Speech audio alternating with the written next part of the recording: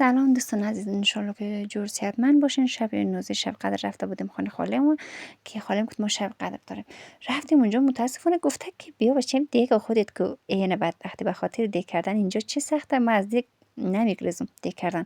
خب ولی دیگ کردن اینجا خیلی سخته چون که سر تنور دیگ میکنه. سر تنور وای خیلی ترس داره، استرس داره. اصلا آتش دیست خودم نیست که خیره کنه یا بلند کنه، از خاطر خیلی دیگ کردن سخت است. خب اینو فیلم رو کشته بود، گفته که مثلا تو دیگو شروع کردن که آسانه ولی چیز سخت اینجا دیگ کردن چی برنج خیلی سخته. خب خیر، باز من اینجا گوشت دسترخ کردن شروع کردم. اولین بار بود که گوشت فیلم رو پخته میکردم و اولین بار بود که گوشت فیلم رو میخوردم. اینا رو دسترخ کردن ادامه دادم. امید گفتم خب سرخ بشه، سر دیگه بستم که خالم اومد که بچه‌م بیا اینجا آتش خلاص تا من اینجا نان پخته میکنم. برد تنور دیگه دو شیشتنی دیگه یا آشپزخانه دیگه تو دیگه. اینجا اومدم دیگ کردن. امید شروع کردیم. خب دیگه اساسی رو سرخ کردیم و گفتم دیگ بخارت از ما بیارین که داخل دیگ بخار بیندازم. ولی خود سرخ شد و موقع سرخ کردن آدم روزه تو دمای روزه دیگه همچین گوشتای آشپزی کردن سخته.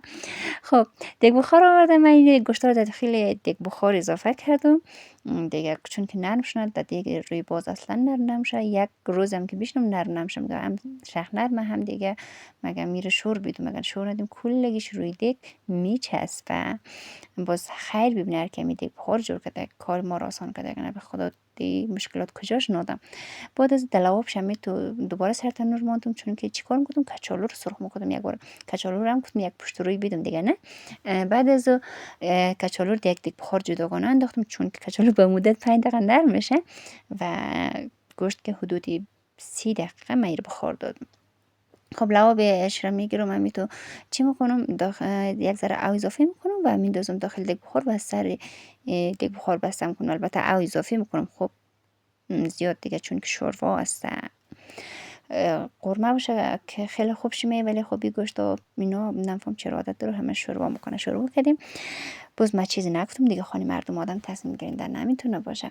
باز دیگه دوباره بستم سرش اشپلاقایش هم ماندم خوب اساس دیگه اینو بخار کنه. اینجا ماندم که اینا خورما و نفهم بوره زده دپله ها و چاکلیت اینا رو آماده کرده. رو زمین این قدر شده کم مانده که وقت آزان شونه پیشی شام هستن. خب گفتم بیا بکار نشه. بعد دیگه باز آمدم دیگه امی کرم گاهوری داره و شستن شروع کردم ترکاریشون اینا رو آماده کردم. اینا رو قیله مونتی که دیگه اشتم به قول گفتنی ها مونتی که ماندم. بازمی تو اینا رو من آماده کردم که رفتیم که بریم دیگ بخار. چی شد دیگ بخاره و خیر اینجا گرفتیم از سر تنور تا کردیم که دارهش بلاغش کشتیم که بخارش خالش نک. یا خدا کاش نرم شده باشه. اما ترس هم داشتم که کلا نتکیده باشه به خاطر که دیر مانده بودم.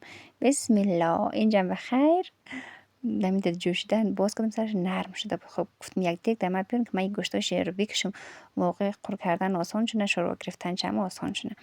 خب اینجا گوشتا رو کشیدم به خاطر که گفتم قر کردنش باشه چی خاطر آسان شونه دیگه، به خاطر که وقتی بودم که در روی قاب میلم و برابر حق هر که برابر گذاشتش نه، چون که در یک چون که پر خورو میگم فیلم رو کنیم در یک تایشی امی سینش بونیم باز دی مای روزه حق مردم تلف نشنه هر کم تو برابر. باز خاله گفتم بیا خاله تو کلان است تو بان دیگه قرق دیگه تو آماده کن. اینجا خاله من نقل کردن شروع کرد، اینا میده بردن شروع کرد همین. و در آخر دوستان عزیز ما رو لایک و سابسکرایب کنید، نظراتتون رو در کامنت بگین. تشکر.